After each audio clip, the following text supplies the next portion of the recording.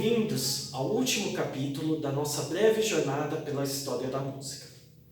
Nos capítulos anteriores, fomos da Idade Média ao Classicismo e pudemos observar o nascimento da notação musical, da polifonia, da música instrumental, da orquestra e sinfonia.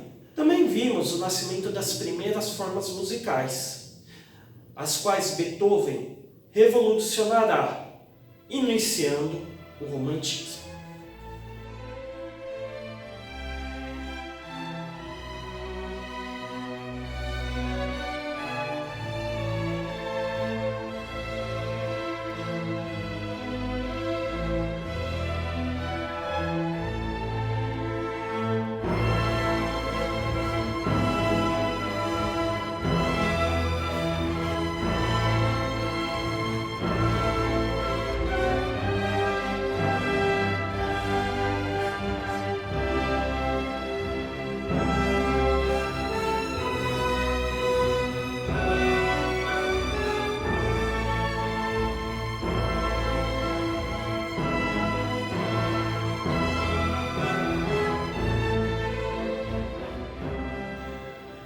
Para compreendermos o romantismo, precisamos saber o que é a música doméstica.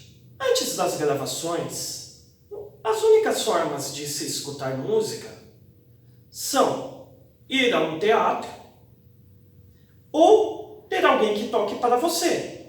No caso, a aristocracia tinha suas próprias orquestras, cameratas e quartetos e compositores que compunham para estas. Em compensação, o resto da população tem acesso apenas a 2 ou 3 instrumentos no máximo, de cordas geralmente ou sopros, teclados sendo muito raros, pois na época eram caros. Essas relações vão mudar com a ascensão da burguesia e a criação do piano. A aristocracia começa a perder seu grande poder aquisitivo, o que força as orquestras a passarem a servir a teatros, e não mais aos nobres, e os compositores, que viviam sob mecenato, a compor sob encomenda. Por sua vez, a burguesia começa a ter mais acesso a instrumentos de teclas, em específico o piano, o que faz com que compositores explorem mais a música para este e voz, dado que são instrumentos relativamente acessíveis. A voz é um instrumento natural e o piano relativamente barato. É disto que nasce a Lida, a canção romântica germânica, que tem como pai Franz Schubert. Vorüber, ach vorüber, geh will der Knochenmann, ich bin noch jung, geh lieber und rühre mich nicht an, und rühre mich nicht. Apesar de Beethoven ser responsável pela transição entre classicismo e romantismo, o primeiro romântico é Schubert. Ele fará uso das harmonias mais intrincadas e formas complexas presentes na obra de Beethoven e criará uma expressividade muito mais romântica que seu antecessor. Schubert é um compositor muito versátil. Compôs sinfonias, missas e obras para instrumento solo, com ou sem acompanhamento de orquestra. Ele causará grande impacto em seus sucessores, como Brahms, Schumann e Mendelssohn. Porém, onde ele criará uma grande revolução é nas lieder e nos quartetos de cordas, onde sua expressividade atingirá novos níveis.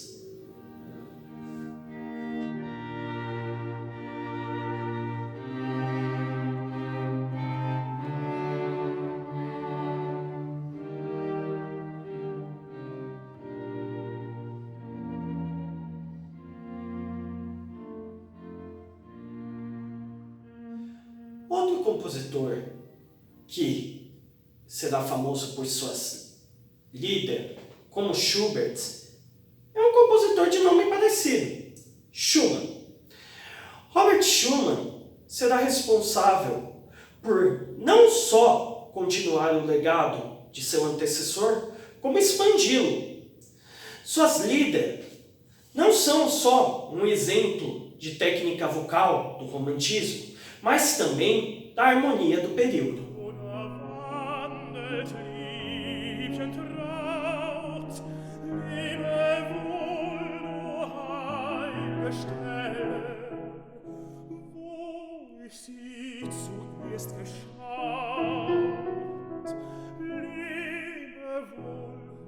Outro compositor muito influente do meio do romantismo é um amigo de Schumann, Johannes Brahms.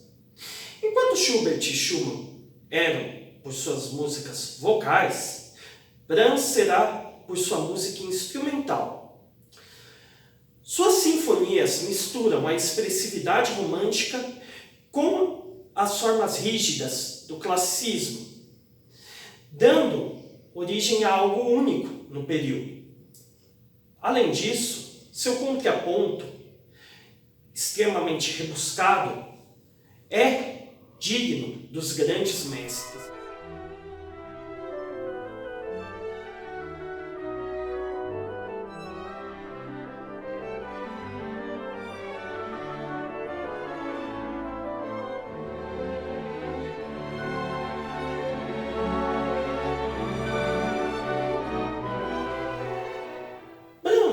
No entanto, se opõe a um movimento musical crescente, a chamada música programática. Música programática é aquela que apenas com instrumentos, seja uma orquestra, um quarteto de cordas ou apenas um mesmo, solo, narrará uma história ou acontecimento. Músicas com o mesmo intuito existem desde o século XVII. Por exemplo, a Batalha a 10 de Heinrich Iber. No entanto, a maioria massiva das músicas se focava em descrever emoções e sentimentos. Com Beethoven, a música programática volta a entrar no mapa em sua Sexta Sinfonia. E, no século XIX, ela ganhará grande fama e influência nos meios musicais. Um exemplo deste tipo de música é a Sinfonia Fantástica de Hector Berlioz. A Sinfonia Fantástica narra a história de um compositor que, doente, tem sonhos febris com uma bela mulher em seu primeiro movimento. No segundo, a amada começa a aparecer fora de seus sonhos, mesmo ele estando relativamente sadio. Isso deixa confuso e perdido no terceiro. No quarto movimento, no entanto, tudo chega ao seu ápice. Ele, o compositor, tenta o suicídio com ópio. No entanto, a dose é baixa demais. Ele se vê alucinando, primeiro em direção a uma forca, onde ele é executado. Mas a alucinação não acaba. Ele se vê então num terrível ritual de bruxas. E a figura da amada transformada numa grotesca e bizarra.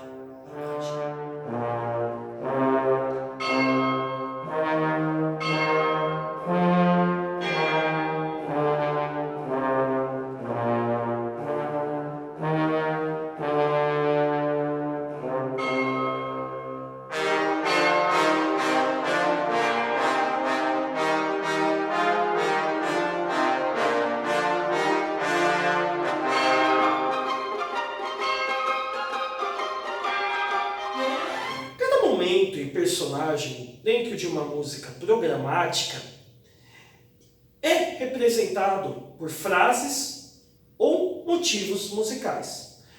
Motivo musical é uma pequena melodia, menor que uma frase, usada com recorrência dentro de uma música. Outro compositor famoso por este tipo de música é Liszt. Em seus concertos eram distribuídos programas, os quais contavam a narrativa de suas peças. Ele também cunha o termo poema sinfônico para descrever suas peças orquestrais deste gênero. No entanto, seu legado não está restrito às obras programáticas. Em suas músicas, Liszt inclui algumas inspirações da música folclórica da Hungria, ainda que poucas. Isso é um dos primeiros exemplos que temos do nacionalismo na música.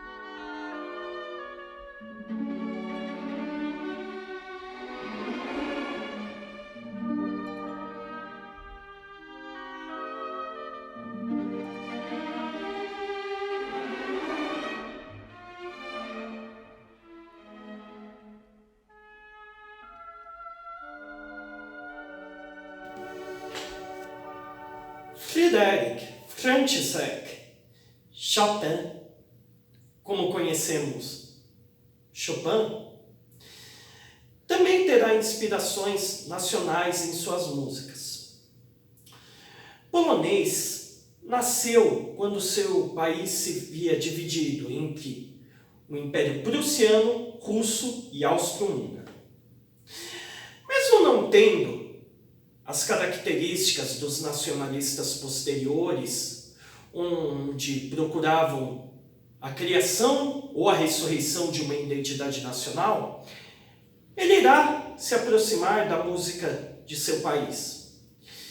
Em particular, nas suas mazurkas, um tipo de dança tradicional polonesa, e poloneses, que significam polonesas em francês. Ele carrega, ainda assim, muita influência da música da França, onde viveu por muito tempo.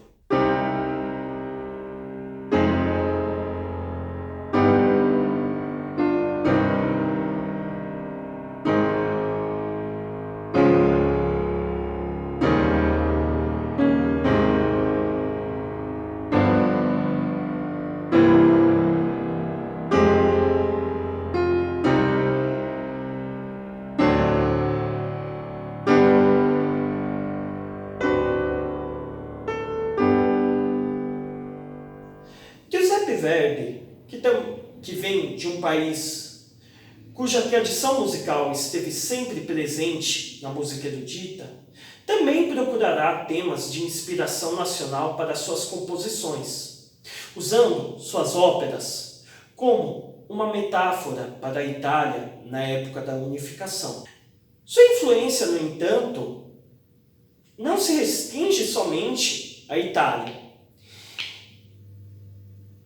Ela será presente em toda a Europa e até mesmo no Brasil, em particular com o compositor Carlos Gomes.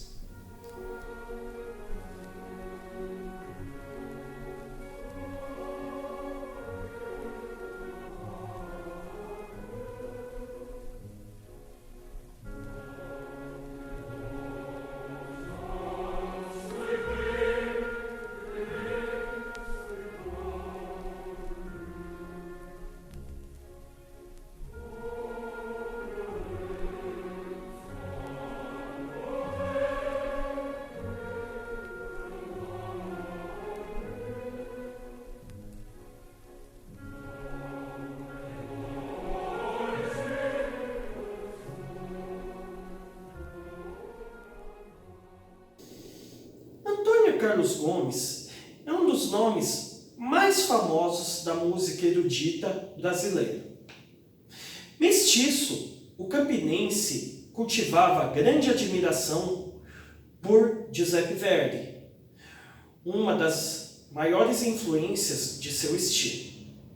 Assim como o italiano, ele procura temas de inspiração nacional para suas músicas, mais do que um estilo de música brasileiro. Desta forma, usará textos de grandes autores nacionais, como José de Alencar e Visconde de Tournai, para suas óperas. Ele será o primeiro brasileiro a ter uma ópera estreada na Itália e alcançará grande fama naquele país, assim como em toda a Europa.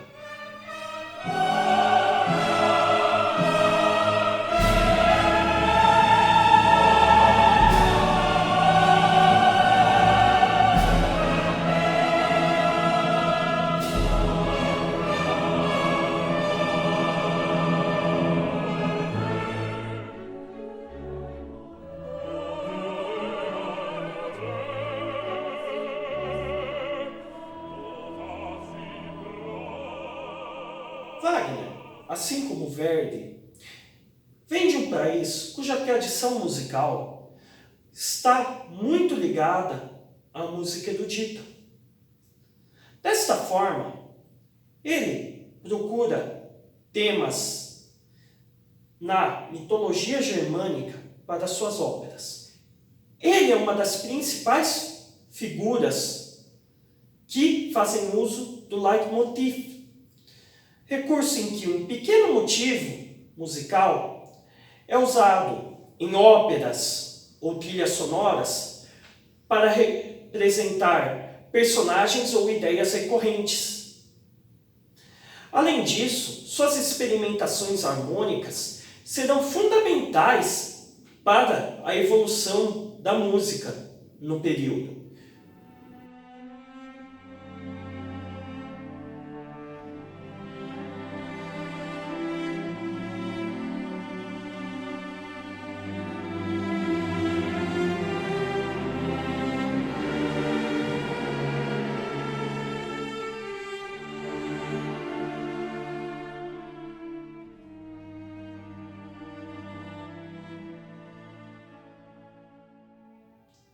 Com o desenvolvimento do romantismo, as formas se tornarão mais elaboradas e as harmonias mais intrincadas, de maneira que a música não poderá prosseguir sua evolução sem abordar áreas consideradas tabu, como harmonias sem centro e formas tão diminutas que são irreconhecíveis ao ouvinte.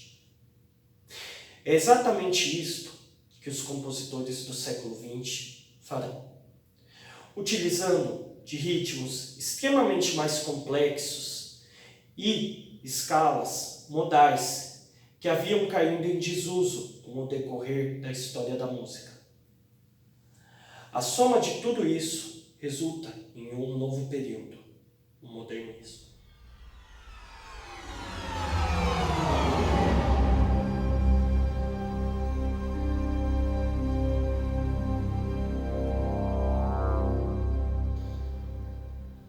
O modernismo é um período complexo.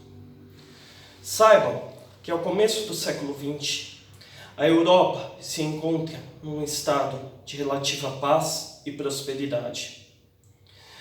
Graças às suas novas colônias, adquiridas na segunda metade do século XIX. As feiras mundiais trazem as culturas destes novos domínios e permitem o intercâmbio de informações e tecnologias. No entanto, isso é a calmaria antes da tempestade, pois grandes tensões emergem entre as potências, que resultarão na Primeira Guerra. É nesse período que 3 compositores revolucionam a música.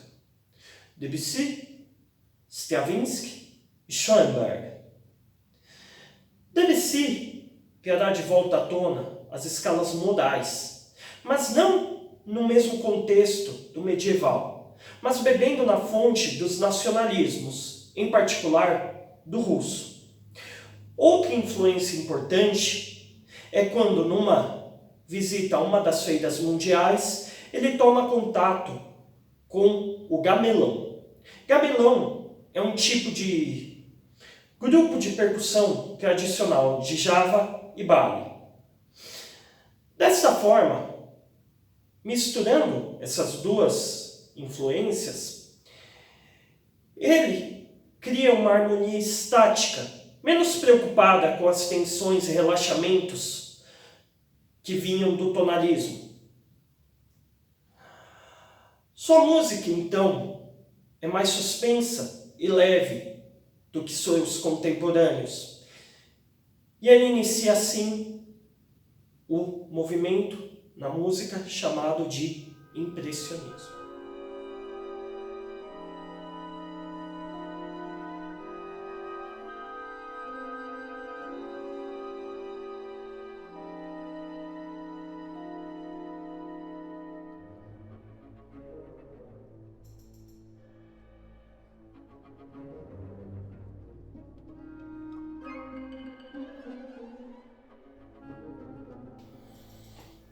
Stravinsky, em suas primeiras obras, é muito influenciado por Debussy.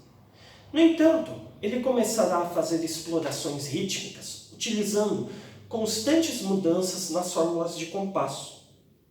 Fórmula de compasso é o que define a pulsação de cada compasso. Existem mudanças nas músicas tradicionais das fórmulas. No entanto, ao fazer isso constantemente, Stravinsky cria um ritmo imprevisível, o que era considerado um absurdo na época.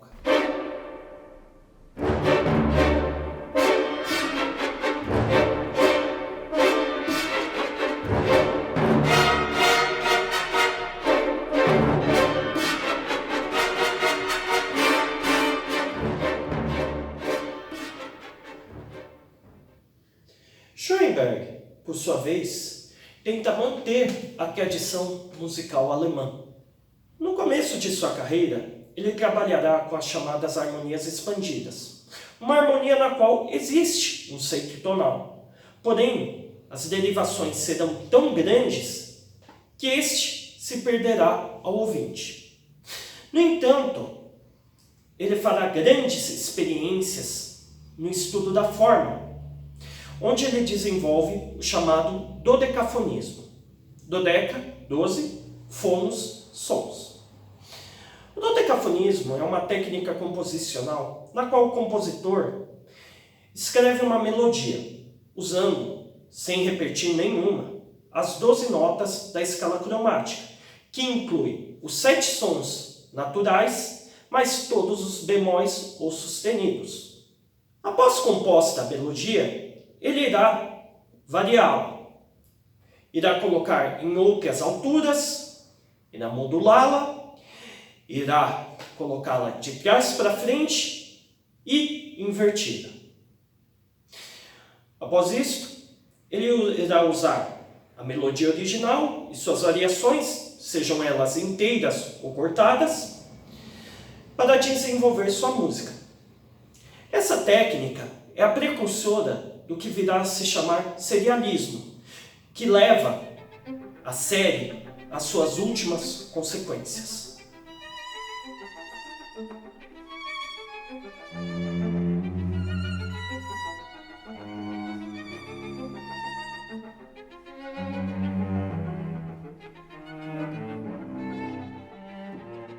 Ao fim da Primeira Guerra, vários novos países surgem com o esfacelamento dos impérios otomano, russo e austro-húngaro. Essas novas nações podem expressar agora suas culturas livremente, sem que um governo as impeça, impondo outra completamente diferente. Por isso, uma nova onda nacionalista surge no leste europeu, em particular. Béla Bartók é um dos compositores deste período. Ele irá estudar a música folclórica da Hungria, seu país natal, estudando as suas raízes mais profundas, indo até lugares como Transilvânia e Oriente Médio. No entanto, sua música não se limita só à reprodução da tradição folclórica húngara. Ele fará várias experimentações com o que ele aprende da música folclórica e criará novas estruturas que serão influentes para compositores dentro e fora da Hungria.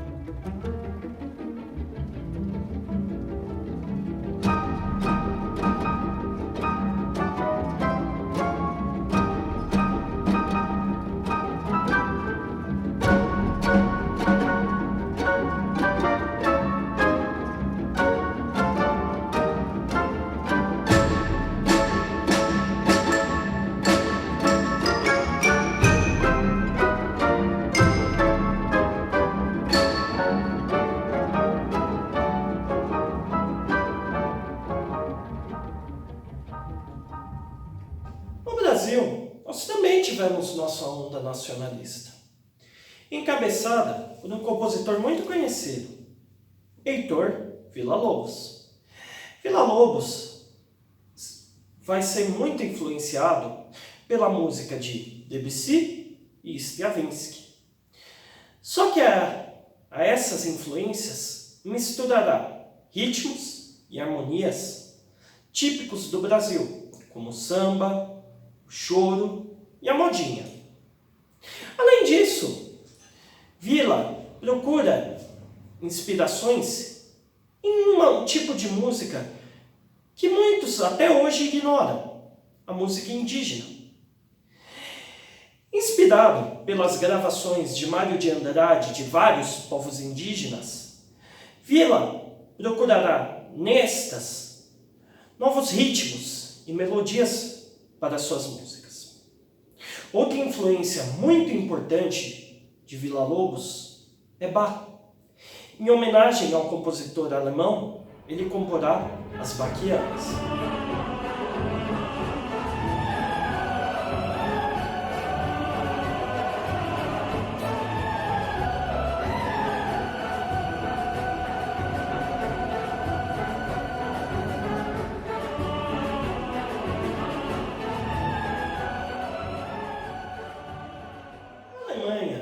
Da primeira metade do século XX, o nacionalismo funciona de uma maneira ligeiramente diferente. Muito preso à música de Wagner, da qual Schoenberg se considera herdeiro. E desta tradição, ele derivará o dodecafonismo.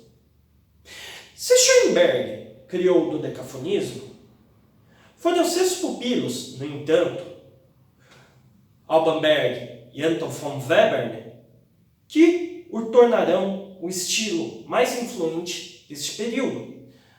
Alban Berg é mais tradicional, mais próximo à música do seu predecessor, sendo mais consonante. Anton von Webern, porém, levará a música dodecafônica mais longe, experimentando muito mais, o que o tornará a referência para os músicos criarem o serialismo esterito, músicos como Stockhausen e outros contemporâneos.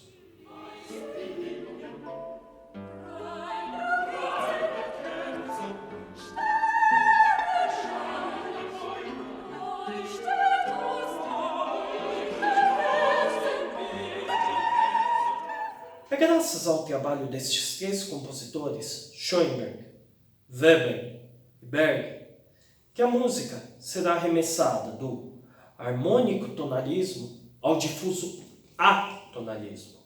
Um novo sistema, na qual a harmonia não possui mais uma base geral, variando de compositor para compositor, com grande preferência pela dissonância.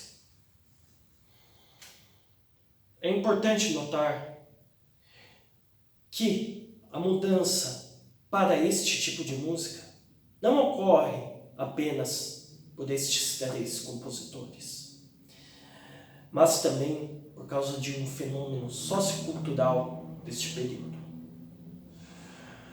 A música tonal alemã, em particular Wagner, é, para os nazistas, o grande exemplo da música ariana.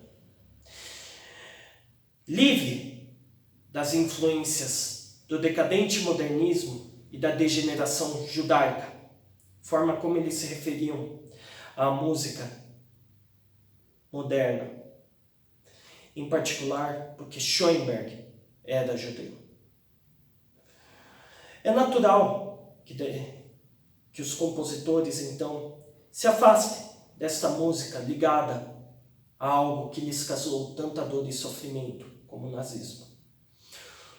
Um destes compositores é Olivier Messiaen.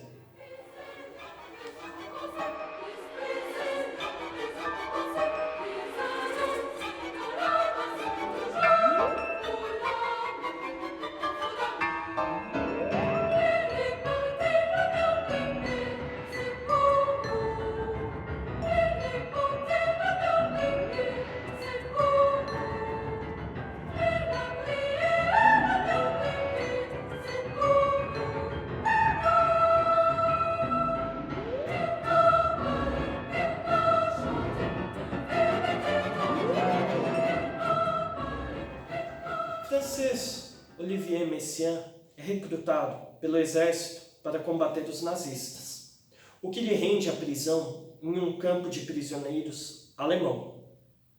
Lá ele comporá uma de suas mais fundamentais obras, o Quartet à la fin du temps, Quarteto para o Fim dos Tempos.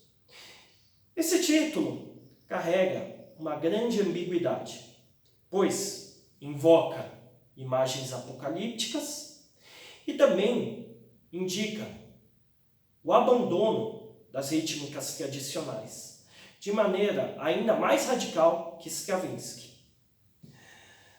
Messiaen tem 3 influências fundamentais: os ritos católicos, visto que era um católico fervoroso, o canto dos pássaros, por ser um hábil ornitólogo, e a música de Weber, por quem carregava grande admiração. Através destas, ele se tornará um dos maiores professores da próxima geração de compositores, como Janis Xenakis, Karlheinz Stockhausen e Pierre Boulez. E levará a música a um novo período, o pós-modernismo.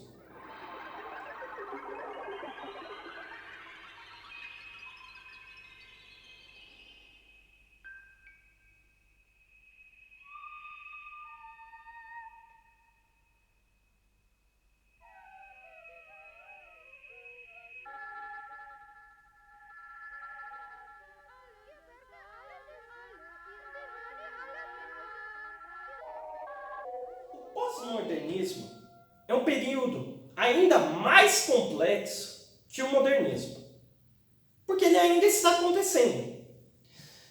Nele nascem vários novos gêneros de música, como, por exemplo, a música eletroacústica de Pierre Schaeffer e Karlheinz Stockhausen, a música performática de John Cage e a música inspirada em processos físicos e químicos de Janis Xenakis. Além disso, novas técnicas composicionais surgem, como o serialismo estrito, inspirado em Weber, Schoenberg e outros do mesmo período, o minimalismo e a música aberta. Então, aqui nós terminamos nossa grande aula sobre a história da música. Nós vimos o básico de todos os períodos, vimos a criação de novos gêneros e novas técnicas e finalmente chegamos até os dias de hoje. Então, meus caros, um grande abraço, se cuidem e fiquem seguros e saudáveis.